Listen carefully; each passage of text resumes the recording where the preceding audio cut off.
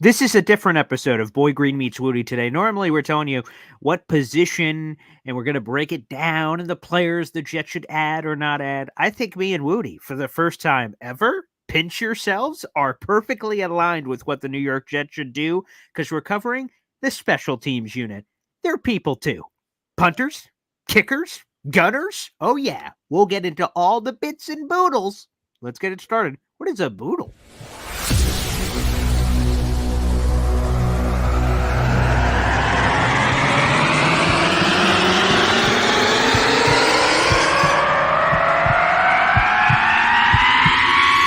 Zoinks! It is unequivocally the Super Bowl for New York Jet fans. Field Yates, baby. Field gosh darn Yates. Let's bring him on the show. Come on, people. Connor Rogers is joining the show. What's up, Connor? But Trevor gosh darn Sycamore, baby, for me, personally, my favorite New York Jet of all time. Wow, it's great to be on. What an intro that was right there. Paul, nobody does an intro like you, man. Paul, you give the best intro of literally any podcast that I've ever seen. I'm gonna lose my gosh darn bananas.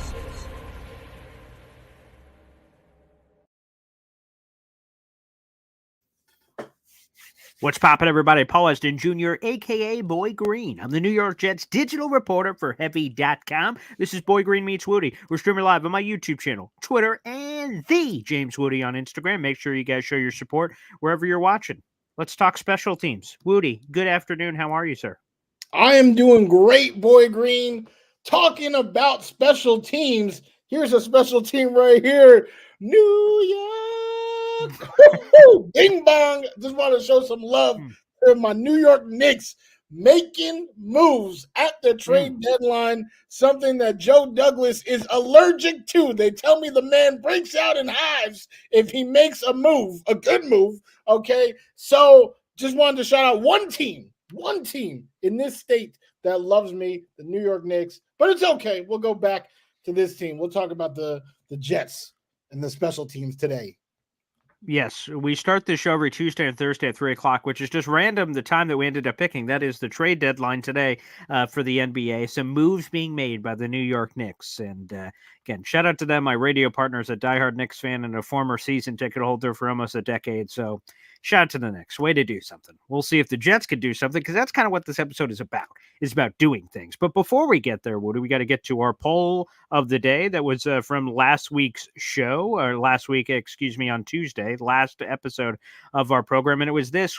We asked the great people, what the hell should the Jets do at the center position? You had two choices: keep Joe Tippmann at center, or are you basically willing to move him to guard? That was the choice, and overwhelmingly, 87% of the fans said keep Tippmann at guard, or at center, because that's what they need to do. They need to keep Joe Tippmann at center, which, by the way, I was right again. That's another notch in my book. 100% I'm counting that. There's no doubt about it.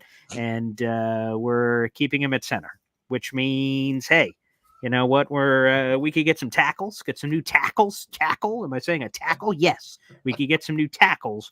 But Joe Tippmann, let's keep that baby at center. Park that baby where it belongs, and no guard flirtations. I've heard a lot of that chatter this offseason. Let me just be blunt. No, thank you. I'm proud. I'm proud of the people. I felt like they were sheep that were just following the loud minority. But this has been proven that it is indeed just that, a loud minority, not the majority who actually likes Joe Tippmann at center. They get the position he was drafted to play. So, yeah, let's do it. Let's run it, baby. Joe Tippmann at center. Proud of the people. Maybe, just maybe that means that, there are some brains out there. Well, again, let's get to the episode at hand here. It's special teams, and the Jets are losing everybody of note outside of long snapper. Thomas Hennessy, he's locked in on a multi-year deal. But the kicker, the punter, hell, the Pro Bowl gunner, Justin Hardy, Thomas Morstead, and Greg Zuerlein are all set to be free agents for the New York Jets. And again, normally we'd go through assessing a position, explaining who is expiring, hey, who are the best available at the position. I'm going to be honest, I spent zero time considering who else is out there because I don't care. Because the mission is simple for the New York Jets, okay? there wasn't a lot that went right last year. Okay. They won 7 games in spite of everything. Nice participation, consolation prize. The most important piece of the puzzle, though, was the offense, and it sucked. But the good things that happened last year with the defense, certainly there was the backbone of the team, but special teams arguably was the true backbone of the team. Thomas Morstead pinning guys deep, Greg Zuerlein being Mr. Automatic, and even Hardy, who got hurt in the middle of this year, which was a damn shame, was placed on IR, missed a large chunk of the season, and obviously could not defend his Pro Bowl crown this year the way he wanted to. All those guys are scheduled to be free agents, and I'll just lay down the skinny here on the contracts, Wudi. We're talking about, and I'm going to start this off with all due respect, inconsequential money is what we're talking about here for these guys. And I'll tell you their contracts. Thomas Morstead, he made a grand total of $1.165 million last year. $1.165 million. And Thomas, when he joined me on a lot of our shows. So shout out to Thomas this past year. He said the important thing was that the Jets guaranteed his money, basically, and that you don't have to do that for a veteran because you can cut him week 1 and do all kinds of funky stuff where you can avoid paying guys. And while it sounds like the money's not crazy, obviously, they guaranteed the money, and Thomas said that meant a lot to him at this stage of his career, considering his age. Greg Zuerlein made a few more shekels. He was on last year a $2.6 million contract. He had $1.75 million of that guaranteed. And Hardy was just finished the last year of a 3-year deal he signed. It was $6.75 million. That was a 2.25 average for him as well. But again, the only total guarantees in that contract were $1 million. So again, all of this being inconsequential money. And I think a lot of us have just assumed, of course, the Jets are going to bring all these guys back. But, we've seen the Jets in things we assume that are going to happen. I just want to make sure we use this show, Wudi, to pound the table and say, hey, this part of the team you got right. Let's make sure it's also right when we have Aaron Rodgers in 2024, and let's run it all back. I mean, I've spent a lifetime with the New York Jets making an ass of you and me. So, yes, to assume things, yeah, it does make us look foolish sometimes. We hope that they stay. And for all the people that talk about these wins, I would actually say both of these last years with the 7-win season, just because it's not pretty, or the numbers don't get put up on graphics on NFL on Fox, doesn't mean that the impact that special teams has on the game isn't massive. It is absolutely massive. Like what you said, Boy Green, pinning guys back, constantly hitting the field goals. I mean, there are teams out there that actually are not comfortable kicking a 47-yard field goal. All right, they come off the field and they're waiting with bated breath. Like, are we actually going to secure these points? It changes up the play calling depending on where you are on the field on 3rd down. Oh, do we have to actually secure this yardage for this kicker? Those are things that this team does not have to worry about because Greg the Leg is automatic, baby. He literally did not miss one within 40 yards. And then outside of that, he was still beautiful as well. Only had, I want to say, a couple misses. I didn't look it up because, like Boy Green said, we weren't even interested in seeing the other options. But I know, it's a completely different game when your special teams operates the way that the Jets special teams has been operating, and just getting that great field position. Boy Green, he only missed 3 kicks. He was 35 of 38, 92% conversion rate. So that's what I mean. That's exactly what I mean. All right. It's things that we take for granted because now, believe it or not, right, we on the up and up. Right, we had the years of oh my God, I refuse to name any of the people that we had this revolving door, right? But the last 2 years, Greg the Leg, what he's been able to provide, that type of stability, like I said, changes the play calling, also helps with the actual score. Right, there are games where the Jets won only off field goals, or I'm going to tell you this right now. I just took a peek at the Jets schedule. So this is just kind of a glance, whatever you want to call it. I think I counted at least 3 wins that were won completely by special teams by the New York Jets. And let's count them out loud. Week 1, The walk-off winner, punt return, check. That's one. Yes. The Giants game, 1,000%, which was, well, if you even want to call that a win, that was 1,000%. Both Thomas Morstead and the punting game was spectacular in that game. One of his best games of his career. Plus, obviously, winning a 10-7 game or whatever the hell that was, 13-10 actually, because they ended up tying it up, then coming back. So that's also on special teams, the game-tying field goal of Zach Wilson. That final drive. Oh, wait, they can move the ball. They were just waiting to the final drive to do it. And then doing that one. So that's number 2. And then Washington, obviously. Zerline, right down the field real quick. Boop, boop, boop. Last second field goal winner. So that's 3 at a minimum. That's just off the top of my head. And there's probably more you could argue that the New York Jets won this season purely off of special teams. So let's call it 3 just to be safe, and we don't look at any of the other ones. You're saying that great special teams can be the difference in 3 wins in a season? Imagine what it is with Aaron Rodgers, because there was a lot of games this season as I take a peek here, Woody.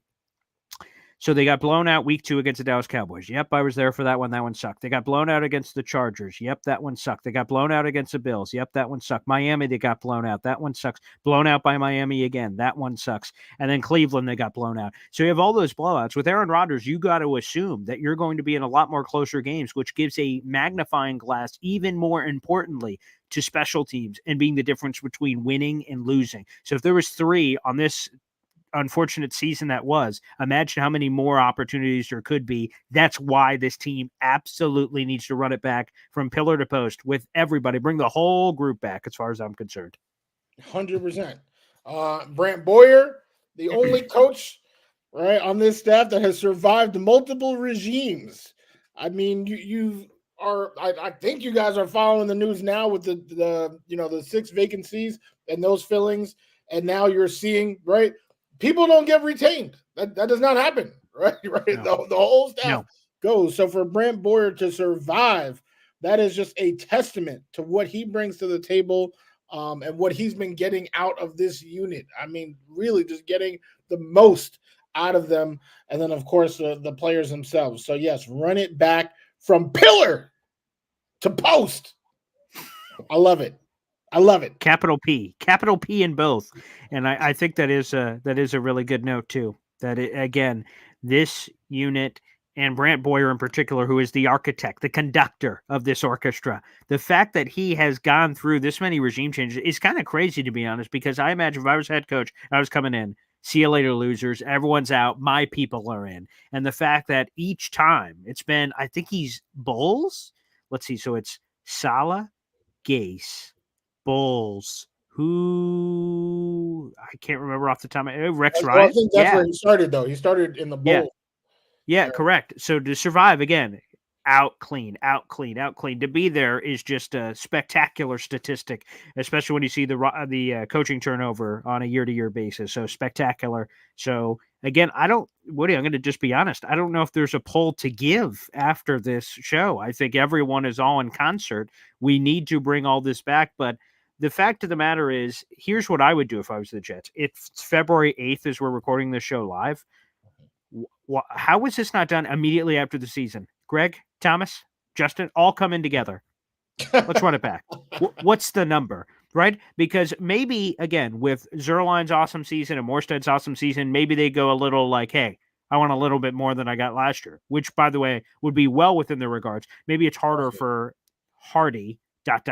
Maybe it's harder for Hardy to do that because he was injured for a large chunk of the season. But like within all due respect, Morstead, Zerline, all these guys want to win rings and do all this other stuff. They seemingly really enjoyed being here. Like Joe, let's not waste any time. Grab your agents, put them on speaker. Let's go. Let's just bang this out. Because again, at the end of the day, maybe this is too simplistic, but it's inconsequential money. What are we talking about? $1 million here, $2 million here, $1 million here. Like, okay, beep boop bop, make it rain on them.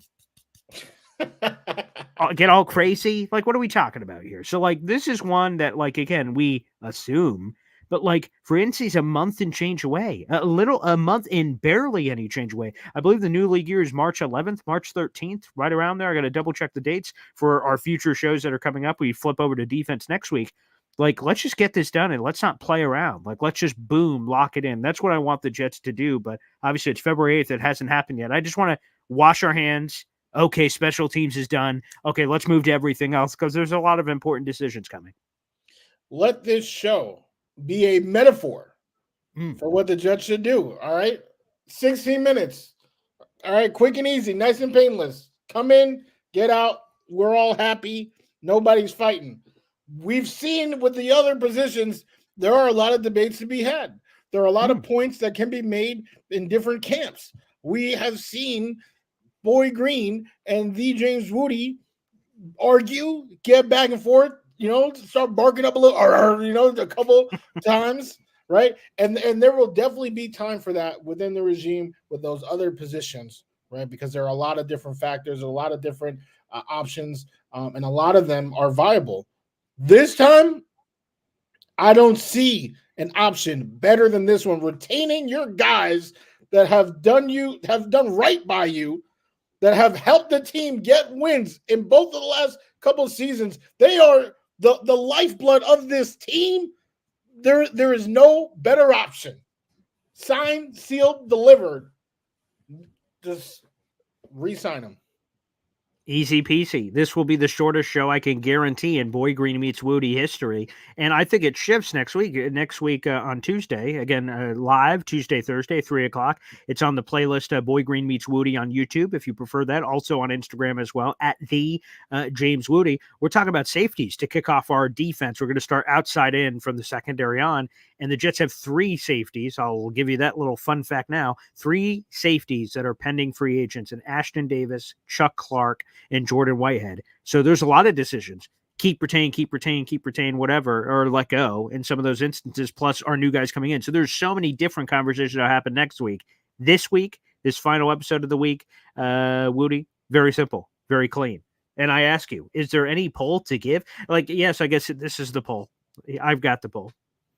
Should the Jets re-sign Thomas Morstead, Greg Zuerlein, and Justin Hardy? Yes or yes? That's the poll. I'm putting that out after, and we will see where the fans lean on that one. All right. We shall see. Everyone watching, thank you, Boy Green. We met, and that's it. That's it this time. Quick. Okay. Easy peasy. Okay. Now I promise you, like what Boy Green was saying, he kind of already hinted at it. I promise you, next week, all right, there's not going to be a lot of handshaking. All right, we putting the gloves back on next week. So enjoy this little reprieve. All right, where we can just agree and mingle and be all nice. Kumbaya. Yeah, kumbaya, my lord. Yes, kumbaya. All right, enjoy it now.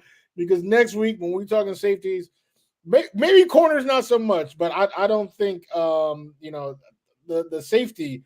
I don't know how much safety there'll be in that conversation.